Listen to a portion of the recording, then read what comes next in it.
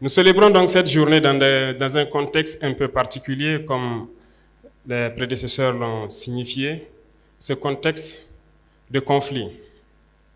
Ce conflit que nous qualifions que autre chose que la manifestation violente, barbare de l'impérialisme, du néocolonialisme, de l'esclavage qu'on tend à nous imposer aujourd'hui. Ce que nous avons qualifié terrorisme.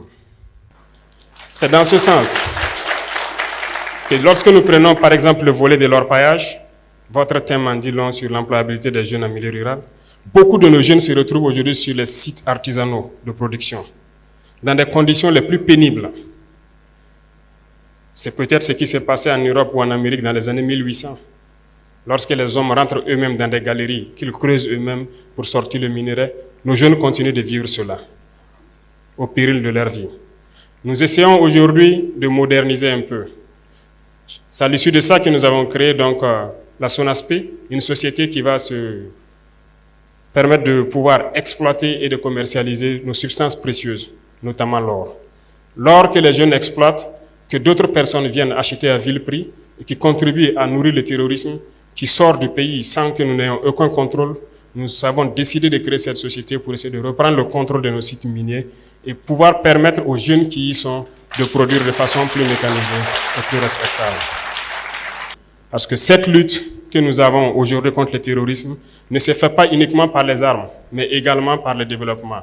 Tant que la jeunesse n'aura pas d'emploi, elle sera toujours tentée d'aller vers là où c'est facile d'avoir de l'argent. Et c'est ça aussi qu'il faut combattre. C'est le lieu pour moi de rendre hommage donc à tous ces jeunes qui se sont engagés sans état d'âme, comme VDP, qui sont aujourd'hui sur le terrain, sous la pluie, sous la brume, dans la boue, partout où on les demande de partir. Ils se battent sur le terrain pour essayer de récupérer nos terres et donner donc à ce pays ce qu'on appelle l'intégrité territoriale. Et chacun à son niveau doit donc pouvoir aussi, à défaut de prendre la Kalachnikov, prendre autre chose pour participer au développement de cette patrie. Et ça, nous ne comptons que sur vous les jeunes. Je disais tout de suite donc aux parrains et à la marraine que j'allais forcer la main à ces grands opérateurs économiques du pays, et je pense que certains sont là. Donc apprêtez-vous, on va vous forcer la main pour créer des initiatives donc pour les jeunes.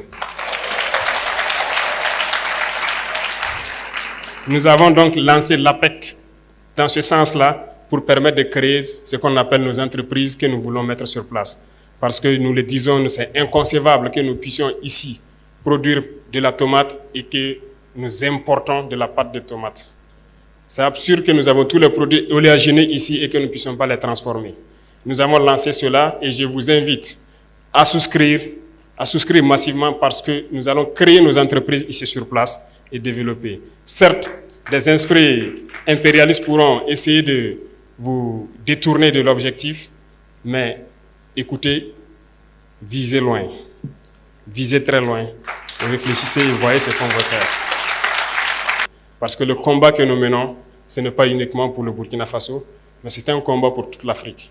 Il est temps qu'on se réveille et que nous ne soyons plus amenés à traverser l'océan, à mourir pour aller chercher l'Eldorado tant vanté.